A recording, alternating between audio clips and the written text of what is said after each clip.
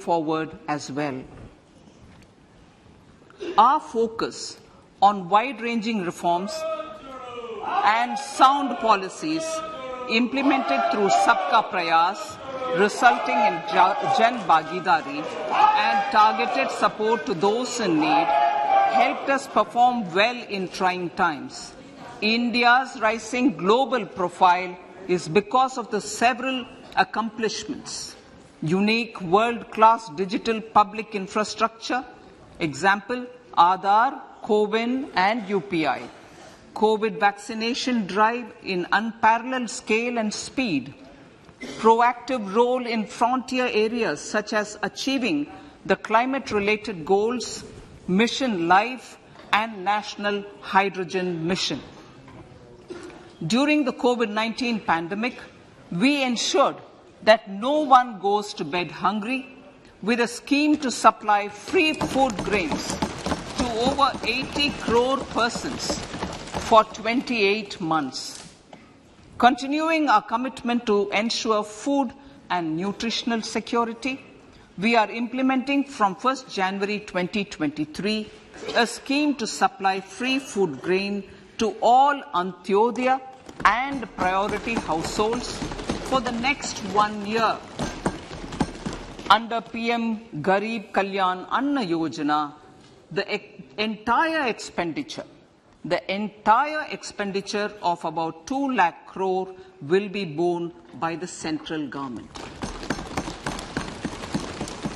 In these times of global challenges, the G20 presidency gives us a unique opportunity to strengthen India's role in the world economic order.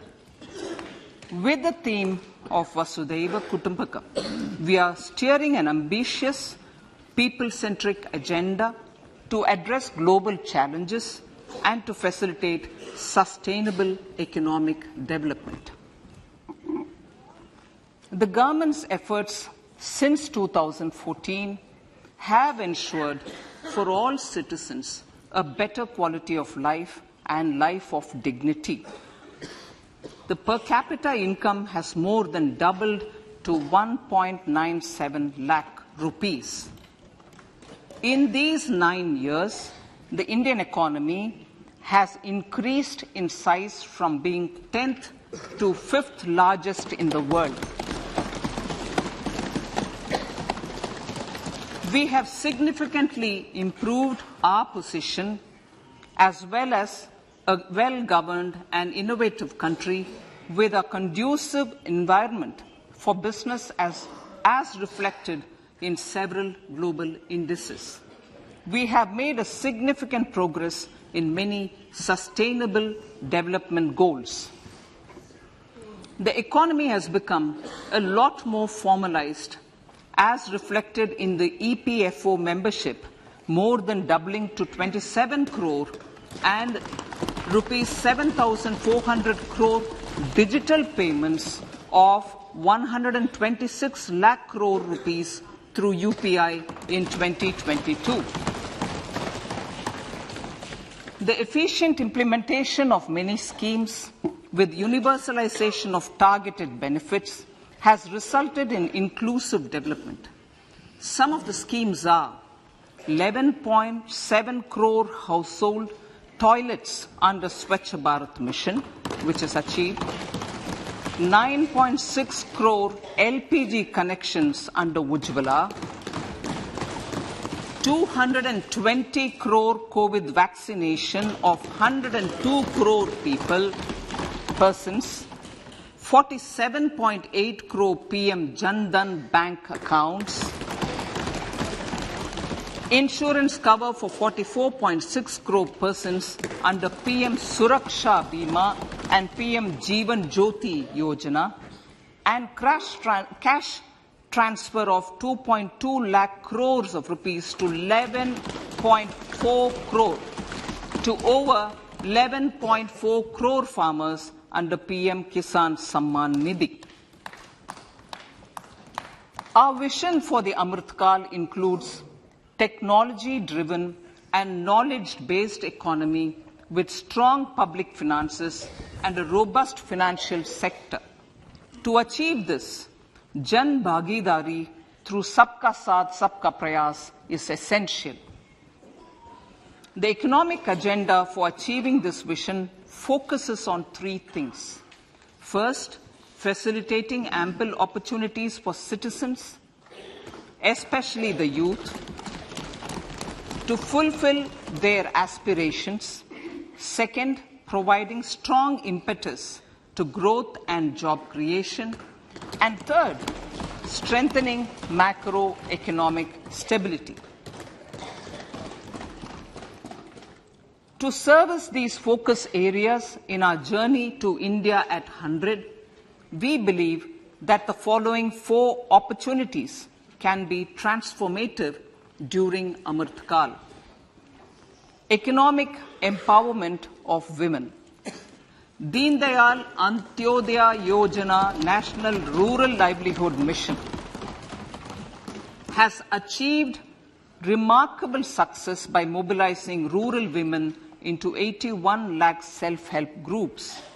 We will enable these groups to reach the next stage of economic empowerment through formation of large producer enterprises or collectives, with each having several thousand members and managed professionally. They will be helped with raw materials supply and for better design, quality, branding and marketing of their products. Through supporting these policies, they will be enabled to scale up their operations to serve the large consumer markets, as has been the case with the several startups growing into unicorns. PM Vishwakarma Kaushal Samman, PM Vikas. For centuries, traditional artisans and craftspeople who work with their hands using tools have brought renown for India. They are generally referred to as Vishwakarma. The art and the handicraft created by them represents the true spirit of Atmanirbhar Bharat. For the first time, a package of assistance for them has been conceptualized. The new scheme will enable them to improve the quality, scale, and reach of their products, integrating them with the MSME value chain. The components of the scheme will include not only financial support, but also access to advanced skill training, knowledge of modern digital techniques, and efficient green technologies, brand promotion, linkage with local and global markets, digital payments, and social security. This will greatly benefit the scheduled castes, scheduled tribes, OBCs, women, and people belonging to the weaker sections. Tourism. The country offers immense attraction for domestic as well as foreign tourists. There is a large potential to be tapped in tourism. The sector holds huge opportunities for jobs and entrepreneurship for youth in particular. Promotion of tourism will be taken up on mission mode with active participation of states, convergence of government programs, and public-private partnerships. Green growth. We are implementing many programs for green fuel, green energy, green farming, green mobility, green buildings, and green equipment, and policies for efficient use of energy across various economic sectors. These green growth efforts help in reducing carbon intensity of the economy and provides for large-scale green job opportunities.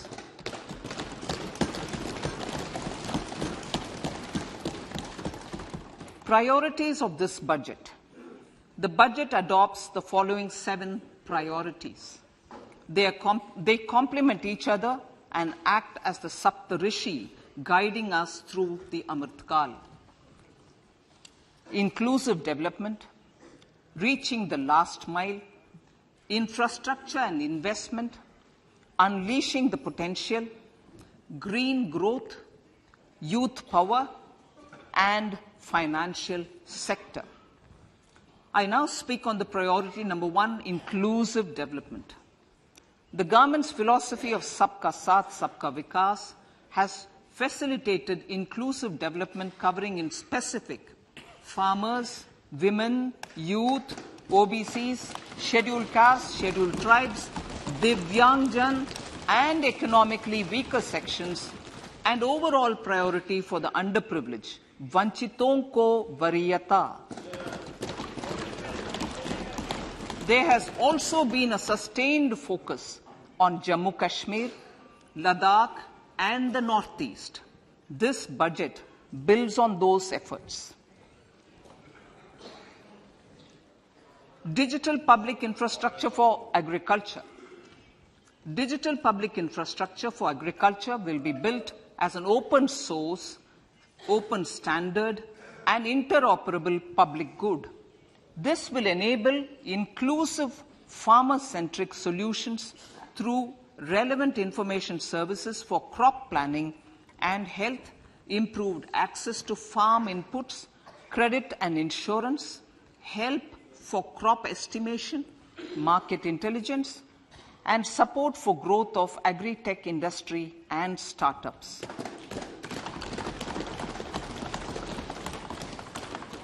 An agriculture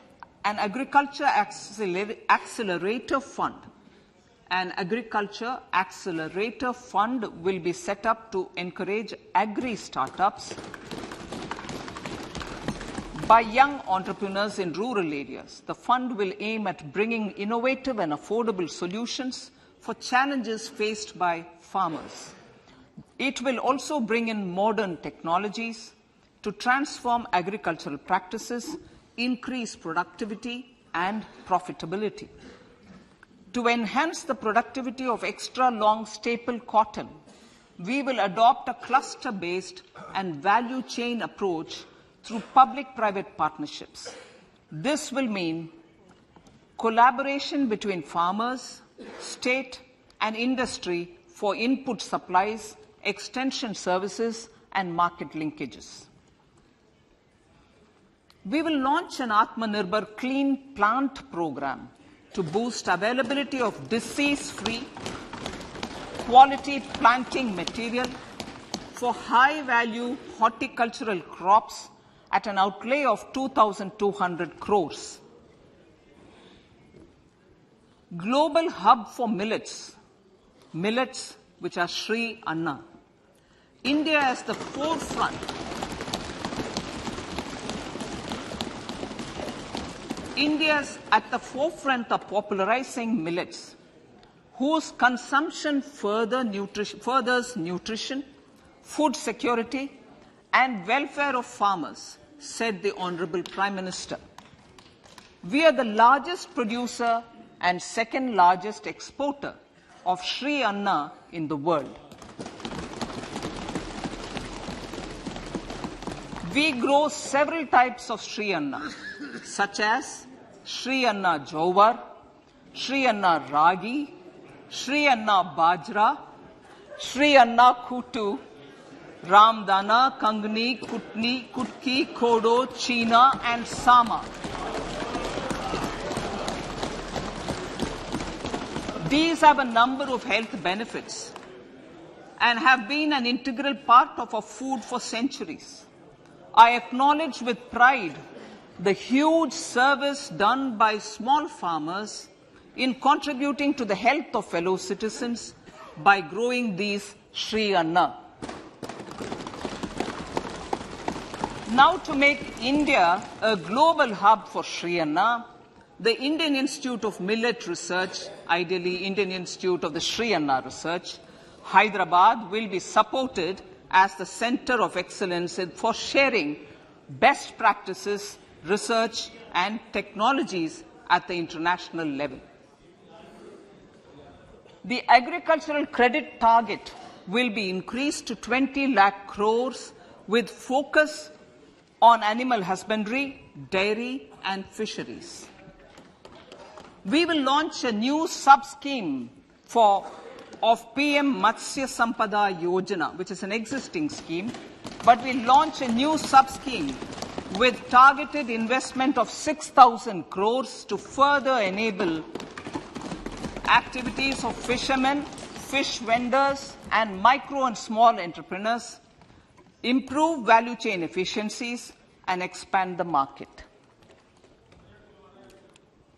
For farmers, especially small and marginal farmers and other marginalized sections, the government is promoting cooperative-based economic development model. A new Ministry of Cooperation was formed with a mandate to realize the vision of Sahkar Se Samriddhi. To realize this vision, the government has already initiated computerization of 63,000 primary agricultural credit societies with an investment of 2,516 crores. In consultation with all the stakeholders and the states, model bylaws for PACS were formulated, enabling them to become multi-purpose PACS. A national cooperative database is being prepared for countrywide mapping of cooperative societies. With this backdrop, we will implement a plan to set up massive decentralized storage capacity.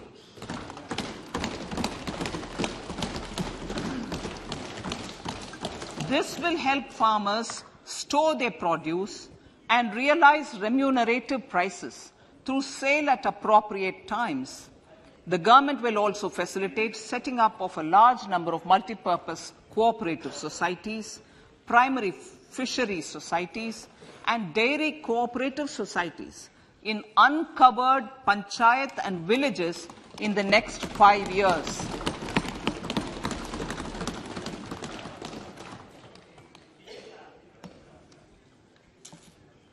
Health, education, and skilling. 157 new nursing colleges will be established in co-location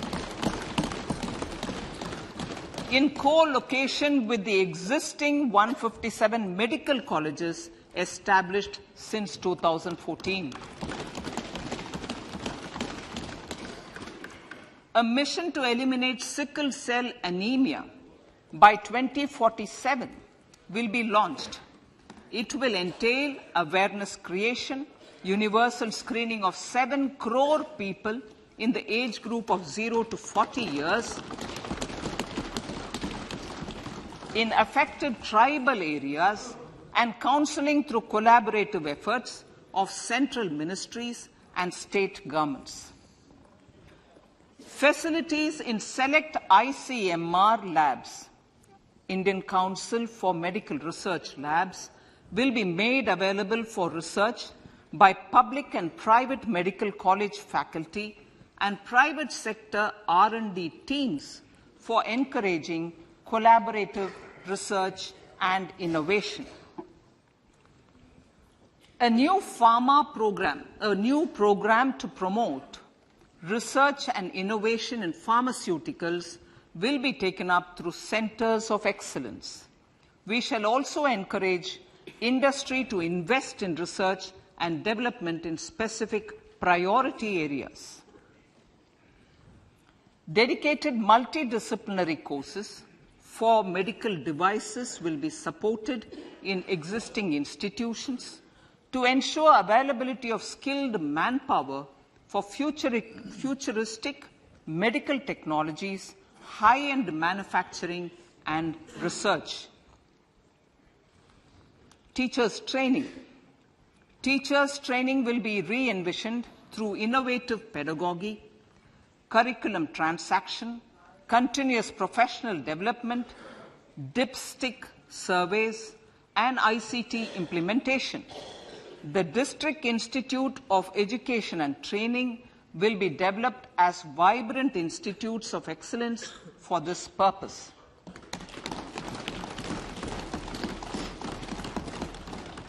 National Digital Library for Children and Adolescents.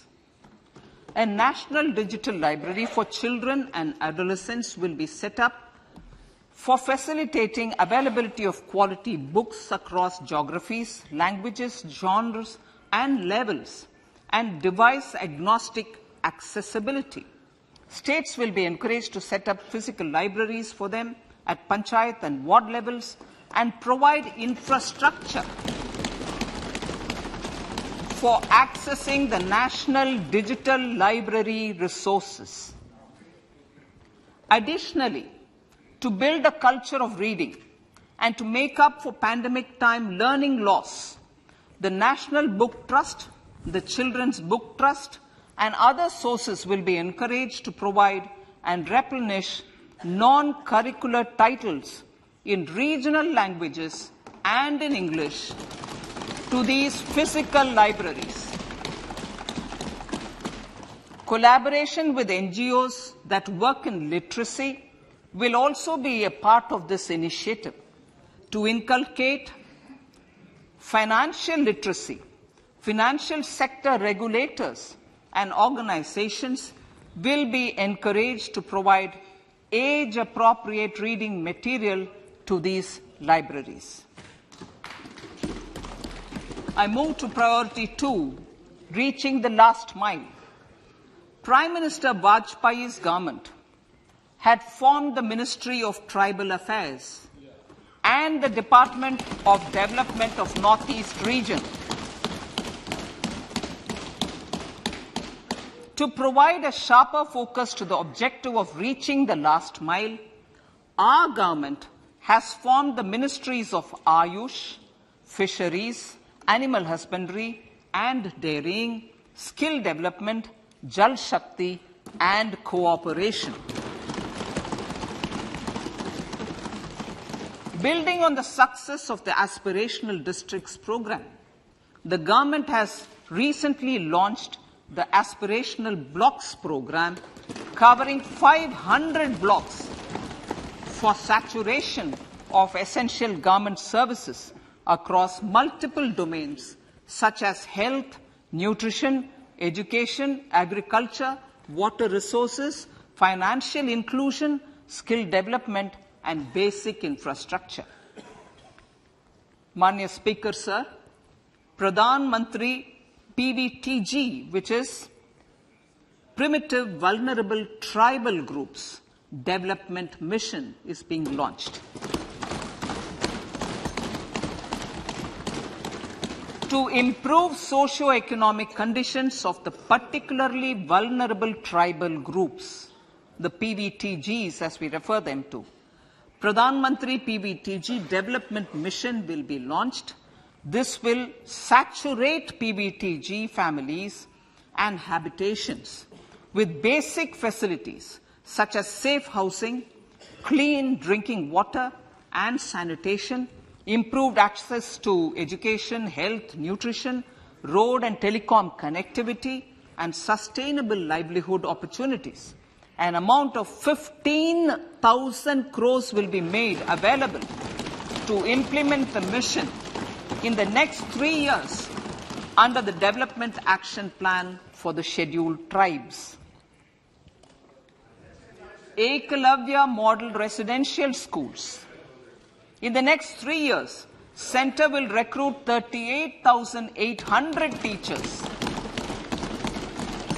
and support staff for the 740 Ekalavya Model Residential Schools, which is serving 3.5 lakh tribal students.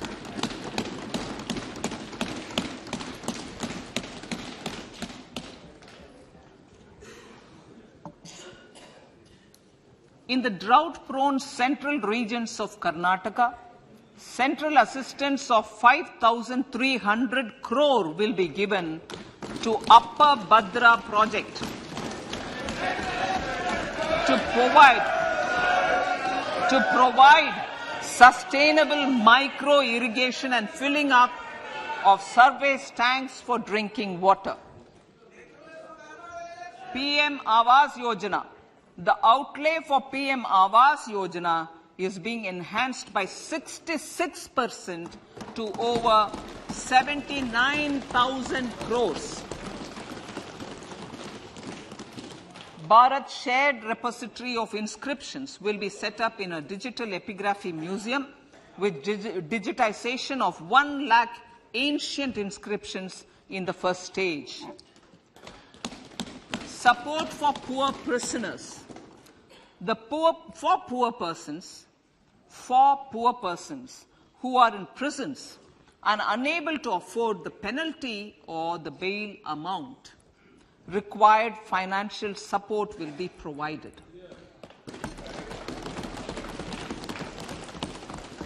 Priority number 3, infrastructure and investment. Investments in infrastructure and productive capacity have a large multiplier impact on growth and employment. After the subdued period of the pandemic, private investments are growing again. The budget takes the lead once again to ramp up the virtuous cycle of investment and job creation. Honourable Speaker, sir, the capital investment outlay is being increased steeply for the 3rd year in a row by 33% to 10 lakh crores, which would be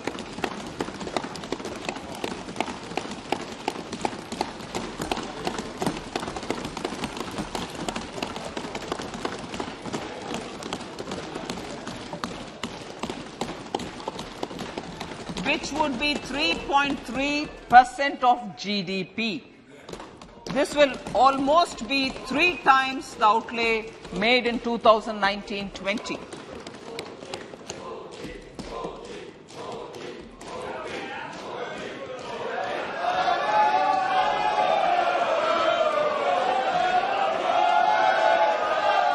This substantial increase in recent years is central to the government's efforts to enhance growth potential and job creation, crowd in private investments, and provide a cushion against global headwinds. The direct capital investment by the centre is complemented by the provision made for creation of capital assets through grants and aids to state. The effective capital expenditure of the centre is budgeted at 13.7 lakh crore rupees, which will be 4.5% of GDP. Support to state governments for capital investment. I have decided to continue the 50-year interest-free loan to state governments for 1 more year to spur investment in infrastructure and to incentivize them for complementary policies actions with a significantly enhanced outlay of 1.3 lakh crores. The newly established Infrastructure Finance Secretariat will assist all stakeholders for more private investment in infrastructure, including railways, roads, urban infrastructure and power, which are predominantly depend on public resources. The harmonized master list of infrastructure will be reviewed by an expert committee for recommending the classification and financing framework suitable for Amrit Kal. A capital outlay, I'm talking about railways now, sir, Honourable Speaker, railways. A capital outlay of 2.40 lakh crores has been provided for the railways.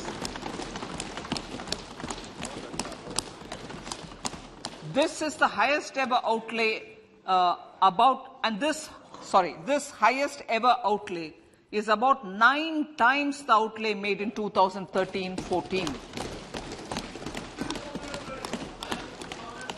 100 critical transport infrastructure projects for last and first mile connectivity for ports, coal, steel, fertilizer and food grain sectors have been identified.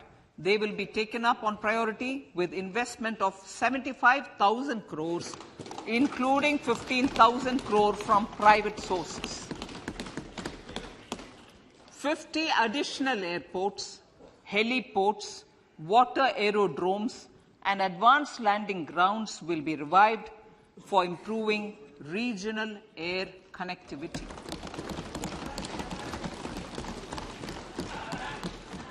Sustainable cities for tomorrow.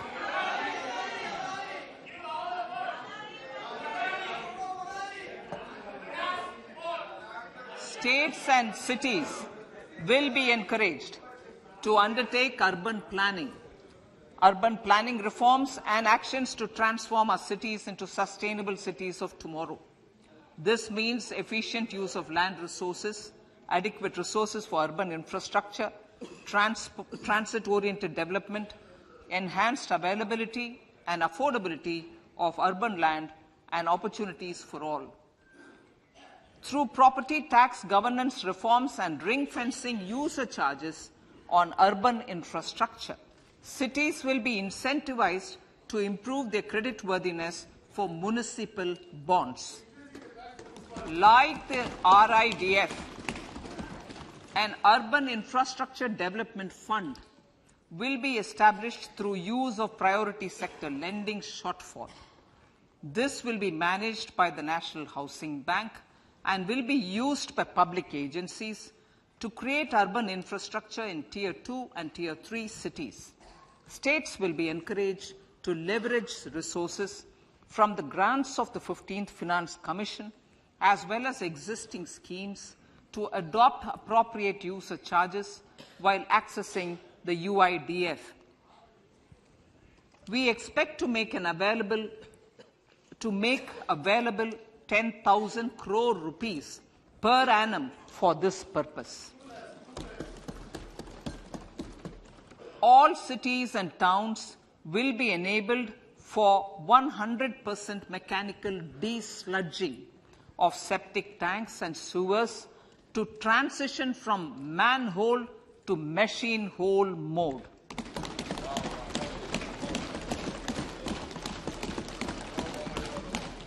Enhanced focus will be provided for scientific management of dry and wet waste.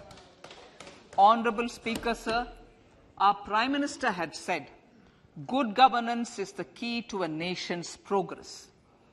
Our government is committed to providing a transparent and accountable administration which works for the betterment and welfare of common citizens. Mission Karma Yogi. Under Mission Karma Yogi, centre, states and the union territories are making and implementing capacity building plans for civil servants. The government has also launched an integrated online training platform, I Got Karma Yogi, to provide continuous learning opportunities for lakhs of government employees to upgrade their skills and facilitate people-centric approach. Sir, for enhancing ease of doing business, more than 39,000 compliances have been reduced and more than 3,400 legal provisions have been decriminalized. For furthering the trust-based governance, we have introduced the Jan Vishwas Bill to amend 42 central acts. This budget proposes a series of measures to unleash the potential of our economy. Centers of Excellence for Artificial Intelligence. For realizing the vision of Make AI in India and Make AI Work for India, 3 Centers of Excellence for Artificial Intelligence will be set up in top educational institutions. Leading industry players will partner in conducting interdisciplinary research, develop cutting-edge applications, and scalable problem solutions in the areas of agriculture, health, and sustainable cities. This will galvanize an effective AI ecosystem and nurture quality human resources in the field. National Data Governance Policy. To unleash innovation and research by startups and academia, a national data governance policy will be brought out. This will enable access to anonymized data.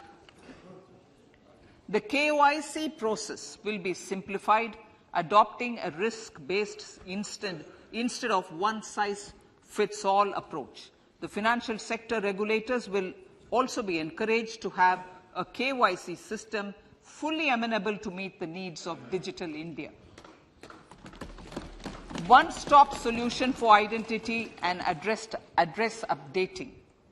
A one-stop solution for reconciliation and updating of identity and address of individuals maintained by various government agencies, regulators, and regulated entities will be established using DigiLocker service and Aadhaar as foundational identity. Speaker, sir, common business identifier. For the business establishments required to have a permanent account number, the PAN will be used as the common identifier for all digital systems of specified government agencies. This will bring ease of doing business, and it will be facilitated through a legal mandate. For obviating the need for separate submission of same information to different government agencies, a system of unified filing process will be set up. Such filing of information or return in simplified forms on a common portal will be shared with other agencies as per the filer's choice. Vivad Se Vishwas 1. Relief for MSMEs. In cases of failure by MSMEs to execute contracts during the COVID period, 95% of the forfeited amount relating to the bid or performance security will be returned to them by government and government undertakings. This will provide relief to the MSMEs. Vivad Se Vishwas 2. Settling contractual disputes. To settle contractual disputes of government and government undertakings, wherein arbitral award is under challenge in a court, a voluntary settlement scheme with standardized terms will be introduced. This will be done by offering graded settlement terms depending on pendency level of the dispute. The state support mission of Niti Aayog will be continued for 3 years for our collective efforts towards national priorities. Result-based financing. To better allocate scarce resources for competing development needs, the financing of select schemes will be changed on a pilot basis from input-based to result-based. E-courts. For efficient administration of justice, Phase 3 of the e-courts project will be launched with an outlay of 7,000 crores. Fintech services in India have been facilitated by our digital public infrastructure, including Aadhaar, PM Jan Dhan Yojana, Video, KYC, India Stack, and UPI. To enable more fintech innovative services, the scope of documents available in DigiLocker for individuals will be expanded. An entity DigiLocker will be set up for the use by MSMEs, large businesses, and also charitable trusts. This will be towards storing and sharing documents online securely whenever needed with various authorities, regulators, banks, and other business entities. 5G services. 100 labs for developing applications using 5G services will be set up in engineering institutions.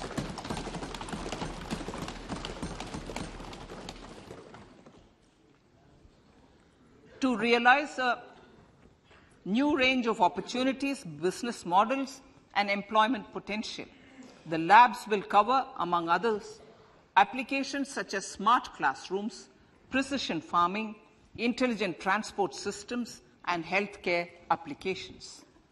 Lab-grown diamonds. Lab-grown diamonds is a technology and innovation-driven emerging sector with high employment potential. These environment-friendly diamonds, which have optically and chemically the same properties as natural diamonds. To encourage indigenous production of LGD, lab-grown diamond seeds and machines, and to reduce import dependency, a research and development grant will be provided to one of the IITs for 5 years. To reduce the cost of production, a proposal to review the custom duty on LGD seeds will be indicated in Part B of the speech. I come to the fifth priority, Honourable Speaker, sir, green growth. Honourable Prime Minister has given a vision for life or lifestyle for environment to spur a movement of environmentally conscious lifestyle.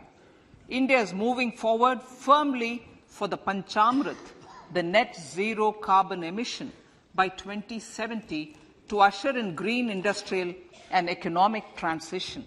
This budget builds on our focus on green growth.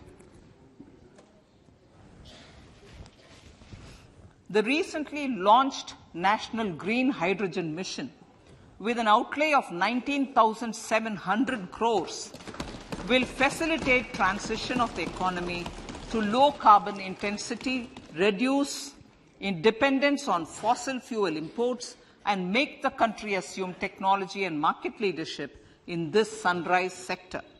Our target is to reach an annual production of 5 MMT by 2030. Energy transition.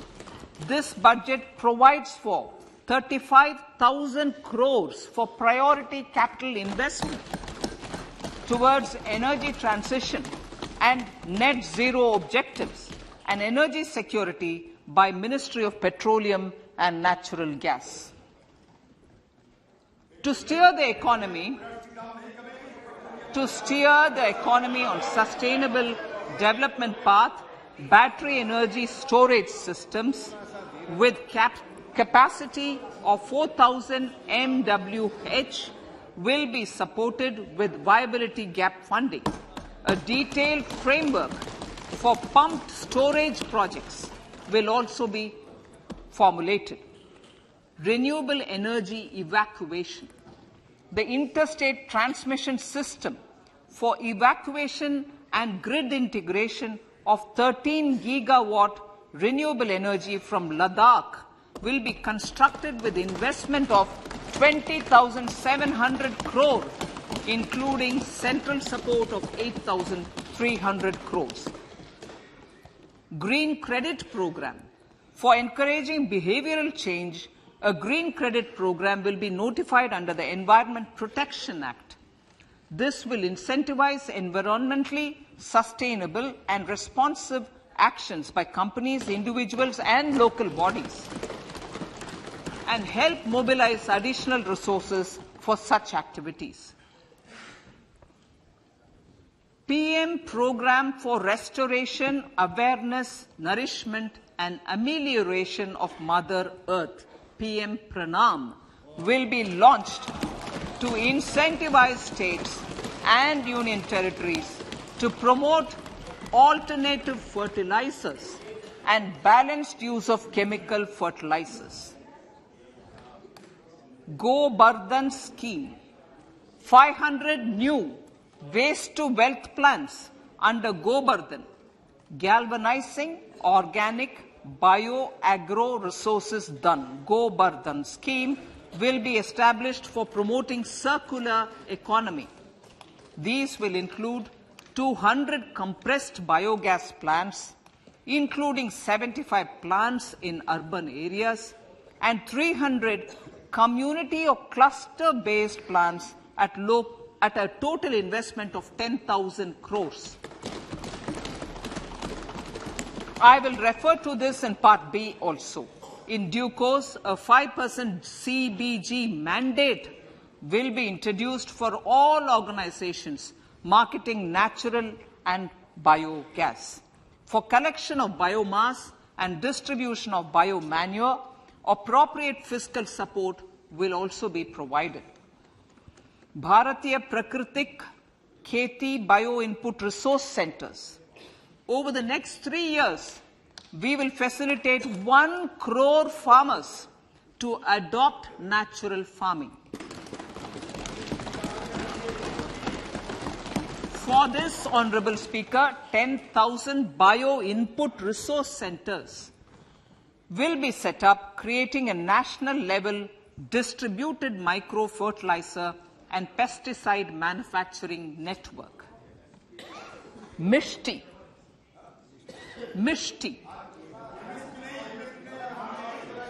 Building on India's success in afforestation, Mangrove Initiative for Shoreline Habitats and Tangible Incomes, Mishti, will be taken up for mangrove plantation along the coastline and on salt pan lands wherever feasible through convergence between Manrega, Campa Fund and other sources. Amrit Dharohar. Wetlands are vital ecosystems which sustain biological diversity. In his latest Mann Ki Baat, the Prime Minister said, now, I quote, now the total number of Ramsar sites in our country has increased to 75, whereas before 2014, there were only 26, unquote. Local communities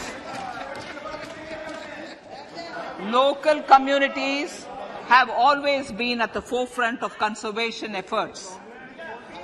The government will promote their unique conservation values through Amrit Dharohar, a scheme that will be implemented over the next 3 years to encourage optimal use of wetlands and enhance biodiversity, carbon stock, ecotourism opportunities, and income generation for local communities. Coastal shipping. Coastal shipping will be promoted as the energy efficient and lower cost mode of transport, both for passengers and freight, through PPP mode with viability gap funding. Vehicle replacement. Vehicle replacement is an important continuing policy, replacing the old political,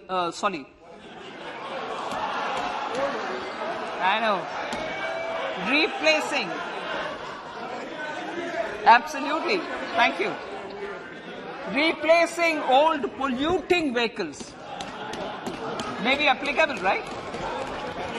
Replacing old polluting vehicles is an important part of greening our economy. In furtherance of the vehicle scrapping policy mentioned in Budget 21-22, I have allocated adequate funds to scrap old vehicles of the central government. States will also be supported in replacing old vehicles and old state ambulances. Honorable Speaker, sir, I move to priority 6, youth power. To empower our youth and help the Amrit PD realize their dreams, we have formulated the National Education Policy, which is very wide in its scope, but one of the things is also to focus on skilling, adopted economic policies that facilitate job creation at scale and have supported business opportunities. Pradhan Mantri Kaushal Vikas Yojana. Pradhan Mantri Kaushal Vikas Yojana 4.0 will be launched to skill lakhs of youth within the next 3 years. On-job training, industry partnership, and alignment of courses with needs of industry will be emphasized.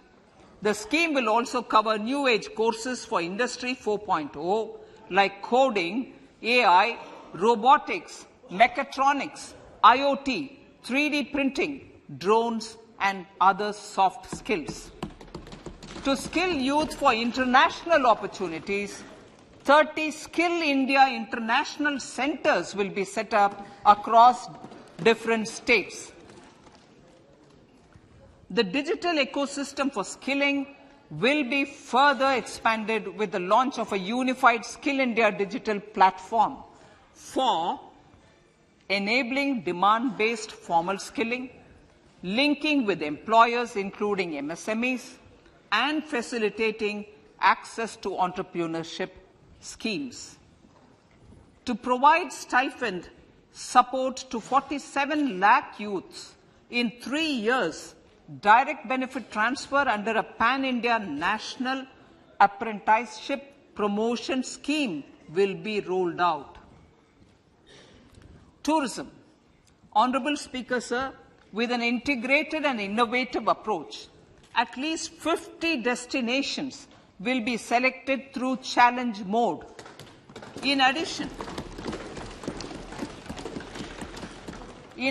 to aspects such as physical connectivity, virtual connectivity, tourist guides, high standards for food streets, and tourist security, all the relevant aspects would be made available on an app to enhance tourist experience. Every destination would be developed as a complete package. The focus of development of tourism would be on domestic as well as foreign tourists.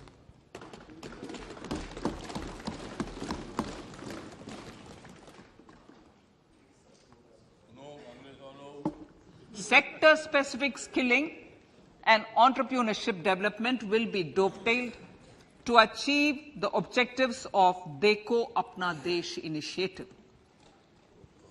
This was launched as an appeal by the Honorable Prime Minister to the middle class to prefer domestic tourism over international tourism. The integrated development of theme-based tourist circuits, the Swadesh Darshan scheme, was also launched. Under the Vibrant Villages program, tourism infrastructure and amenities will be facilitated in border villages. Unity Mall. States will be encouraged to set up a Unity Mall in their state capital or most prominent tourism center or the financial capital for promotion and product and GI products and other handicraft products, and for providing space for such products of all other states as well. Sir, priority number 7, financial sector. Our reforms in the financial sector and innovative use of technology have led to financial inclusion at scale, better and faster service delivery, ease of access to credit, and participation in financial markets. This budget proposes to further these measures. Credit guarantee for MSMEs. Last year, I proposed revamping of the credit guarantee scheme for the MSMEs. I am happy to announce that the revamped scheme will take effect from 1st April 2023 through infusion of 9,000 crores in the corpus. This will enable additional collateral-free guaranteed credit of 2 lakh crores of rupees. Further, the cost of credit will be reduced by about 1%. A National Financial Information Registry will be set up to serve as the central repository of financial and ancillary information. This will facilitate efficient flow of credit, promote financial inclusion, and foster financial stability. A new legislative framework will govern this credit public infrastructure and will be designed in consultation with the RBI. To meet the needs of Amritkal and to facilitate optimum regulation in the financial sector, public consultation, as necessary and feasible, will be brought to the process of regulation making and issuing subsidiary directions. To simplify, to ease and to reduce cost of compliance, financial sector regulators will be requested to carry out a comprehensive review of existing regulations. For this, they will consider suggestions from public and regulated entities. Time limits to decide the application under various regulations will also be laid down. Honourable Speaker, sir, to enhance business activities in GIFT IFSC, the following measures will be taken. Delegating powers under the SEZ Act to the IFSCA to avoid dual regulation. Setting up a single window IT system for registration and approval of IFSCA, SEZ authorities, GSTN, RBI, SEBI, and IRDAI. Permitting acquisition financing by IFSC banking units of foreign banks. Establishing a subsidiary of Exim Bank for trade refinancing. Amending IFSCA Act for statutory provisions for arbitration, ancillary services, and avoiding dual regulation under the SEZ Act, and recognizing offshore derivative instruments as valid contracts. Honourable Speaker, sir, Data Embassy. For countries looking for digital continuity solutions, we will facilitate setting up of their data embassies in GIFT IFSC.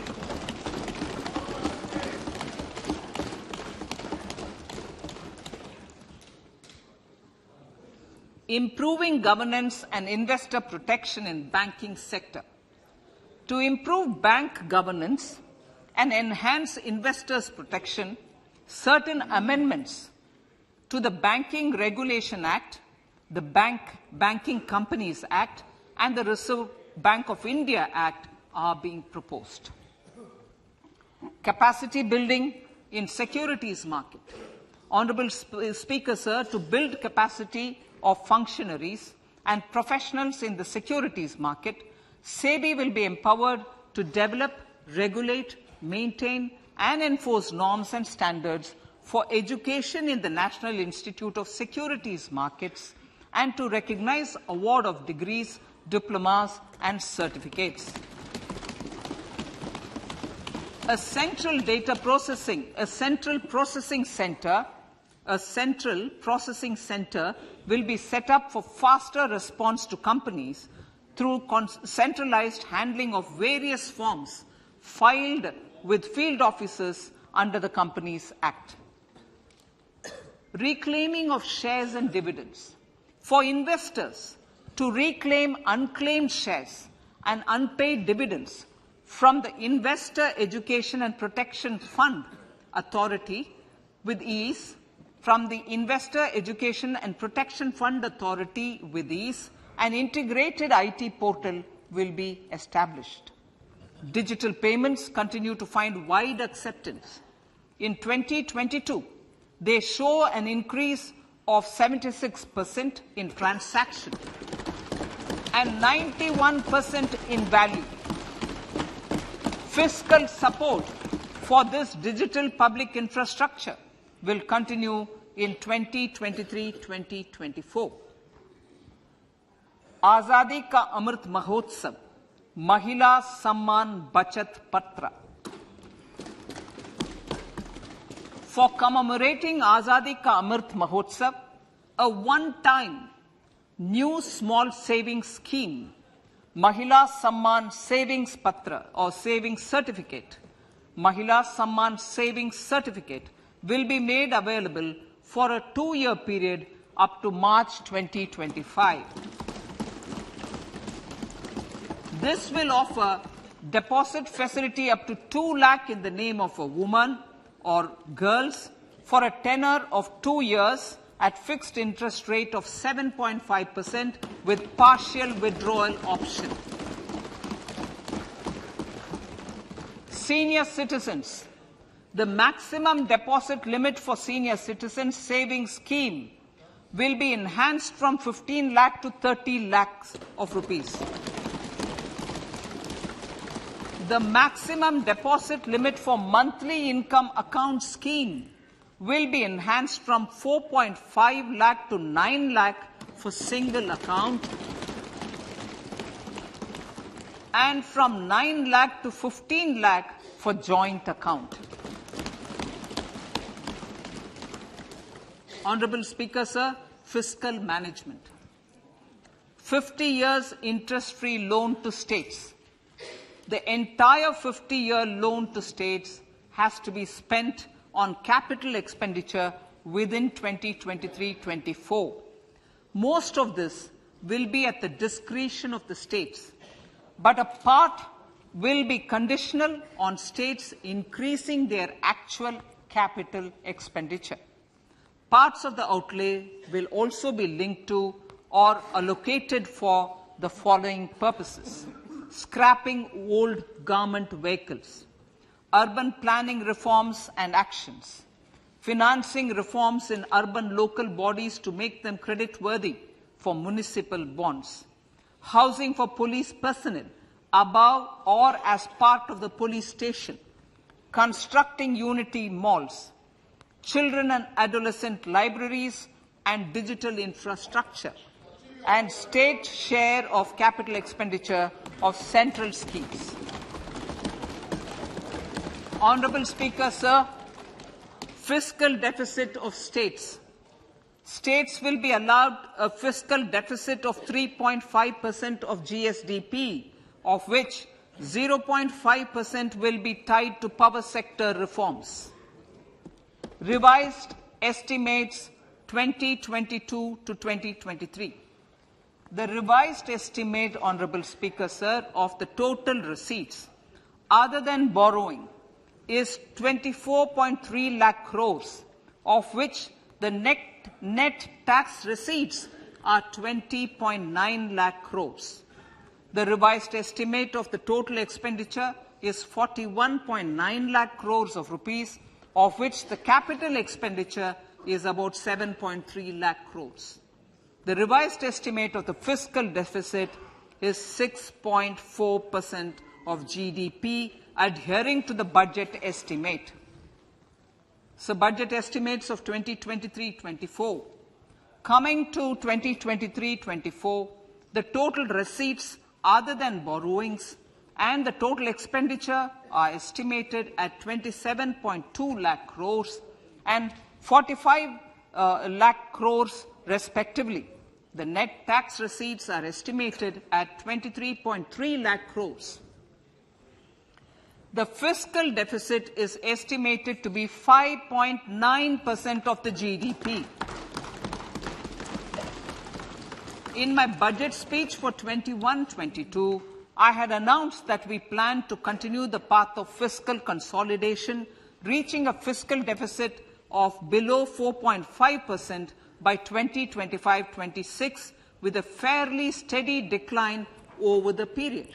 We have adhered to this path, and I reiterate my intention to bring the fiscal deficit below 4.5% of GDP by 2025-26. To finance the fiscal deficit in 2023-24, the net market borrowings from dated securities are estimated at 11.8 lakh crores. The balance financing is expected to come from small savings and other sources. The gross market borrowings are estimated at 15.43 lakh crores of rupees. Honorable Speaker, sir, I now move to Part B.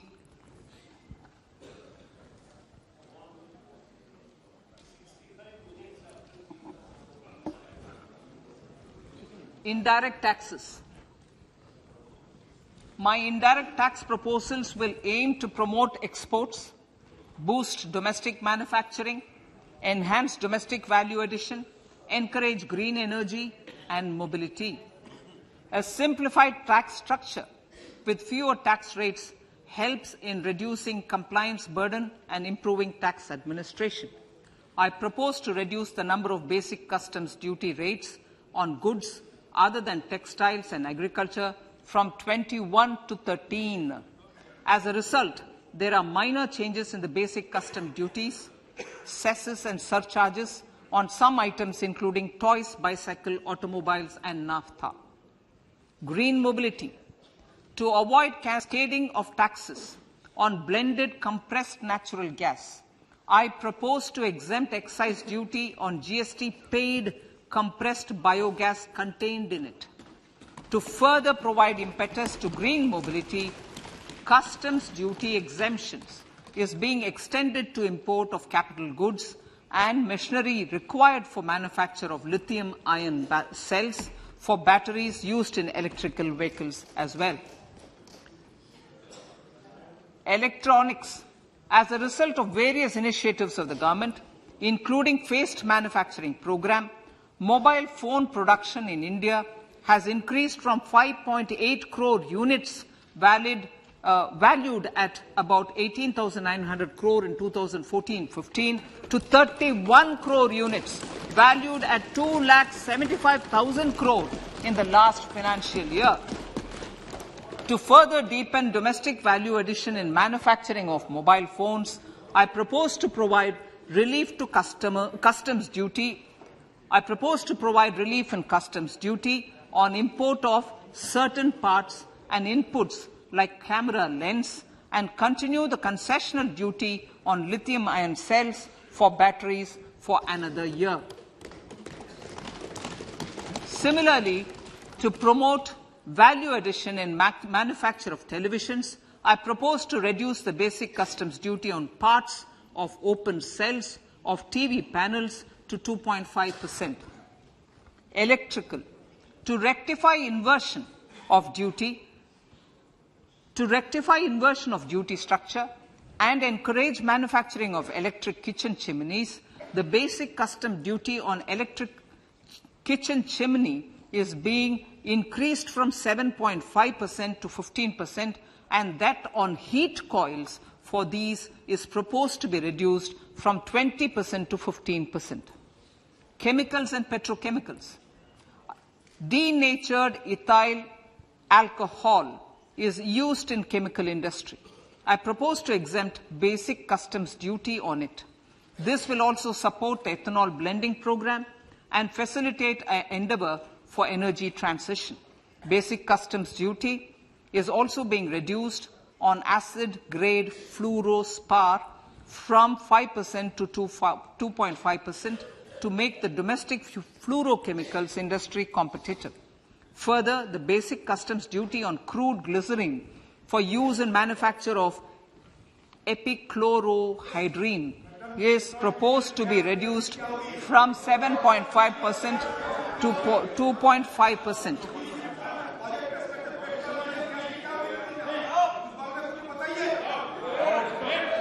Marine products. In the last financial year, marine products recorded the highest export growth, benefiting farmers in the coastal states of the country. To further enhance the export competitiveness of marine products, particularly shrimps, duty is being reduced on key inputs for domestic manufacture of shrimp feed. India is a global leader, as I said in Part A, in cutting and polishing of natural diamonds, contributing about 3/4 of the global turnover by value. With the depletion of deposits of natural diamonds, the industry is moving towards lab-grown diamonds, and it holds huge promise. To seize this opportunity, I propose to reduce the basic customs duty on seeds used in their manufacture. Customs duties on dore or doré and bars of gold and platinum were increased earlier this fiscal. I propose to increase the duties on articles made therefrom to enhance the duty differential. I also propose to increase the import duty on silver doors, bars and articles to align them with that on gold and platinum. To facilitate availability of raw materials for the steel sector, exemptions from basic custom duty on raw materials for manufacture of CRGO steel, ferrous scrap and nickel cathode is being continued. Similarly, the concessional BCD of 2.5% on copper scrap is also being continued to ensure the availability of raw materials for secondary copper producers who are mainly in the MSME sectors. Compounded rubber.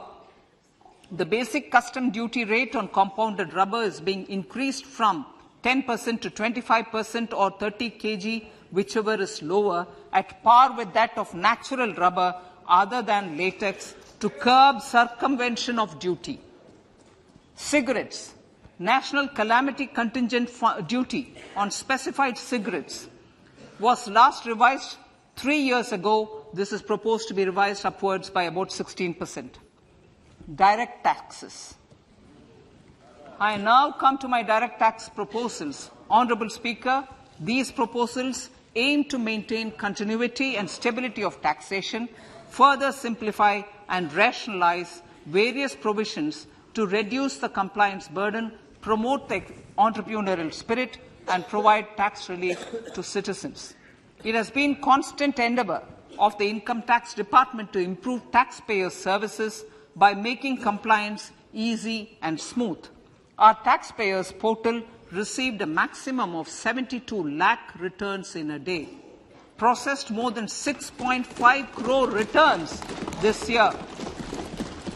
Average processing period reduced from 93 days in financial year 13-14 to 16 days only now. And 45% of the returns were processed within 24 hours. We intend to further improve this, roll out the next generation common IT return form for taxpayer convenience, and also plan to strengthen the grievance redressal mechanism. MSMEs and professionals. MSMEs are growth engines of our economy. Micro enterprises with turnover up to 2 crore of rupees and certain professionals with turnover of up to 50 lakh rupees can avail the benefit of presumptive taxation. I propose to provide enhanced limits of 3 crore and 75 lakh respectively to the taxpayers whose cash receipts are no more than 5%. Whose cash receipts are no more than 5%. Moreover, to support MSMEs in timely receipt of payments, I propose to allow deduction for expenditure incurred on payments made to them only when payment is actually made. Cooperation. Cooperation is a value to be cherished. In realizing our Prime Minister's goal for Sehkar Se Samriddhi and his resolve to connect the spirit of cooperation with the spirit of Amrit Kal, in addition to the measures proposed in Part A, I have a slew of proposals for the cooperation sector. First, new cooperatives that commence manufacturing activities till 2024, 31st March, shall get the benefit of a lower tax rate of 15%, as is presently available to new manufacturing companies. Secondly, I propose to provide an opportunity to sugar cooperatives to claim payments made to sugarcane farmers for the period prior to the assessment year 2016-17 as expenditure. This is expected to provide them a relief of almost 10,000 crores. Thirdly, I am providing a higher limit of 2 lakh per member for cash deposits to loans in cash by primary agricultural cooperative societies and primary cooperative agriculture and rural development banks. I repeat that. Thirdly, I am providing a higher limit of 2 lakh per member for cash deposits to and loans in cash by primary agricultural cooperative societies and primary cooperative agricultural and rural development banks. Similarly, a higher limit of 3 crore for TDS on cash withdrawal is being provided to cooperative societies. Startups.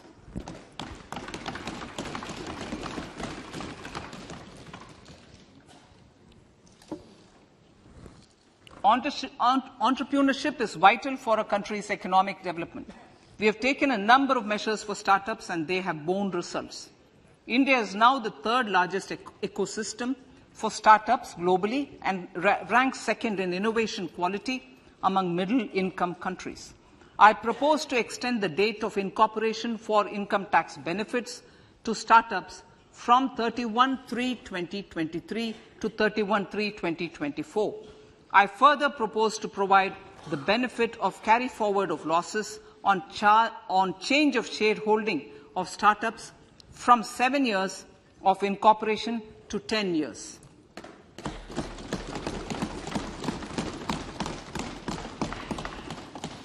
To reduce the pendency of appeals at commissioner level, I propose to deploy about 100 joint commissioners for disposal of small appeals. We shall also be more selective in taking up cases for scrutiny of returns already received this year. Better targeting of tax concessions. For better targeting of tax concessions and exemptions, I propose to cap deduction from capital gains on investment in residential house under Section 54 and Section 54F to 10 crores. Another proposal with similar intent is to limit income tax exemption from proceeds of insurance policies with very high value. Rationalization. Honourable Speaker, sir, there are a number of proposals relating to rationalization and simplification. Income of authorities, boards, and commissions set up by statutes of union or state for the purpose of housing, development of cities, towns and villages, and regulating and developing an activity or matter is proposed to be exempted from income tax.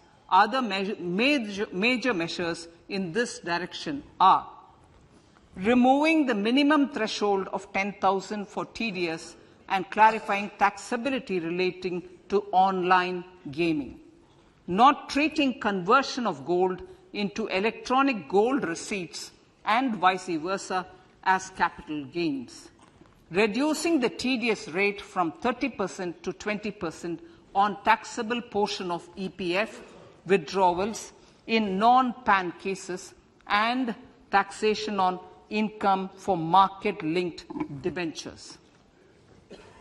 Other major proposals in the Finance Bill relate to the following: extension of period of tax benefits to funds relocating to IFSC, GIFT City till 31/3/2025, decriminalization under Section 276A of the Income Tax Act, allowing carry forward of losses on strategic disinvestment, including that of IDBI Bank, and providing EEE status to Agnivir Fund. Personal income tax.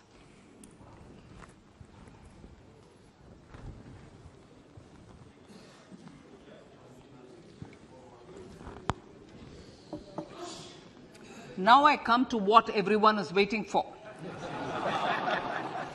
Personal income tax. I have 5 major announcements to make in this regard. These primarily benefit our hard-working middle class.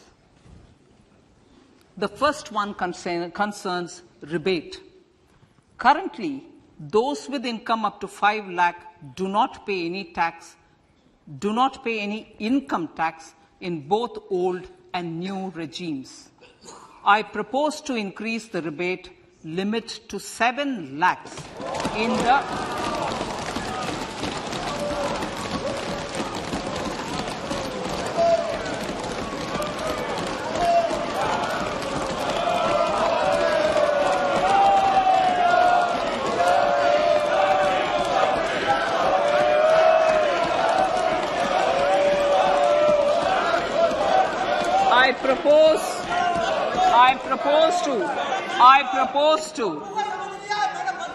I propose to increase the rebate limit to 7 lakh in the new tax regime.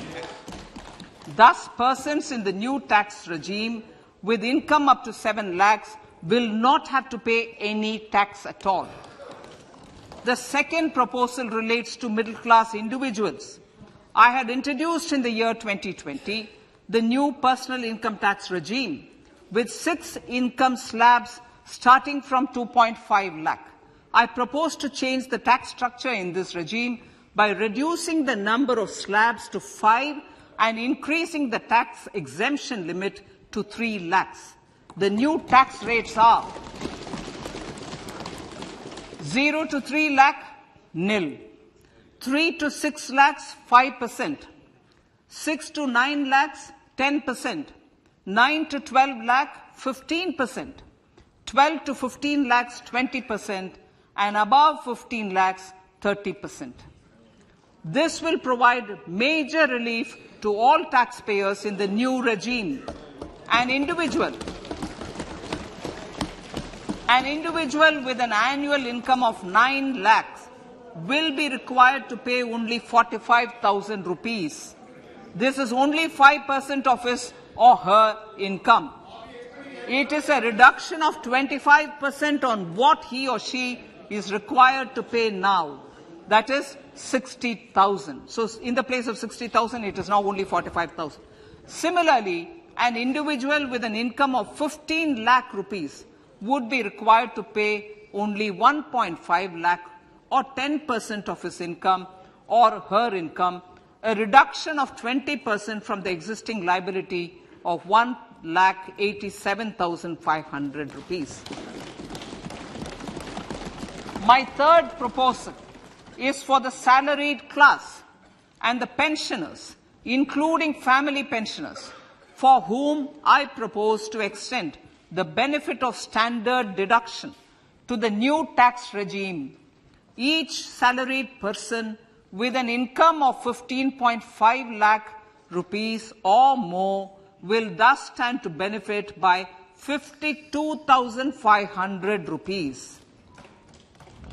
My fourth announcement in personal income tax is regarding the highest tax rate, which in our country is 42.74%. This is among the highest in the world. I propose to reduce the highest surcharge. Rate from 37% to 25% in the new tax regime.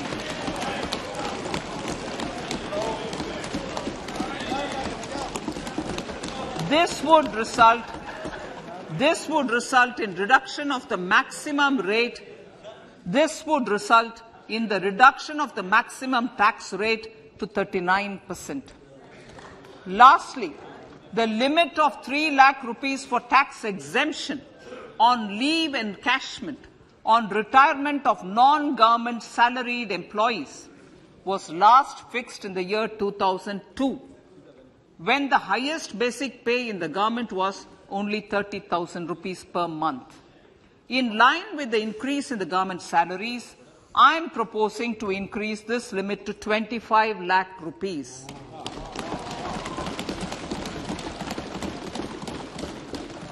We are also making the new income tax regime as the default tax regime.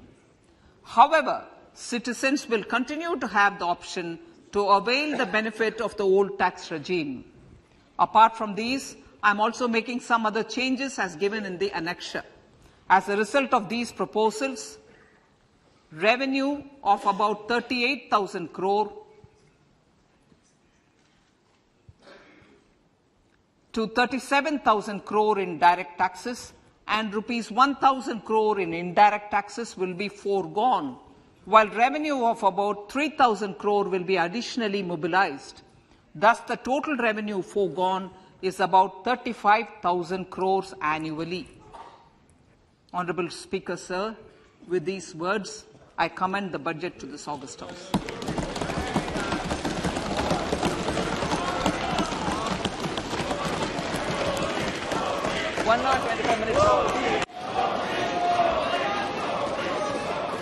Item number 1, Manye. Item number 2, Srimati Nirmala Sitharaman ji. Sir, with your permission, I lay on the table of the following statements. Under Section 3.1, of the Fiscal Responsibility Budget Management Act 2003, 1. Medium-term fiscal policy cum fiscal policy strategy statement and macroeconomic framework statement. माननीय सदस्यगण, जैसा कि आपको समाचार भाग 2 के माध्यम से पहले ही सूचित किया जा चुका है कि माननीय वित्त मंत्री जी के बजट भाषण की प्रतियां हार्ड कॉपी के रूप में उपलब्ध कराई गई है। आप बजट भाषण की अपनी अपनी प्रति प्रकाशन पलक से ले लें। आपको ये भी सूचित किया जाता है कि माननीय मंत्री द्वारा बजट प्रस्तुत किए जाने के पश्चात उसकी प्रतियां आपको मेंबर्स पोर्टल के माध्यम से उपलब्ध करा दी जाएगी। आइटम नंबर 3, माननीय मंत्री जी, वित्त मंत्री जी। Sir, with your permission, I rise to move for leave to introduce the Finance Bill 2023. प्रश्न ये है कि विधेयक को पुनर्स्थापित करने की अनुमति प्रदान की जाए। जो सदस्य इसके पक्ष में हाँ कहें, जो सदस्य विरोध में ना कहें। मेरे विचार में निर्णय हाँ वालों के पक्ष में माननीय मंत्री जी विधेयक को पुनर्स्थापित करें। Sir, I introduce the bill. सभा की कार्रवाई कल गुरुवार दिनांक 2 फरवरी 2023 को प्राप्त 11 बजे तक के लिए स्थगित की जाती है।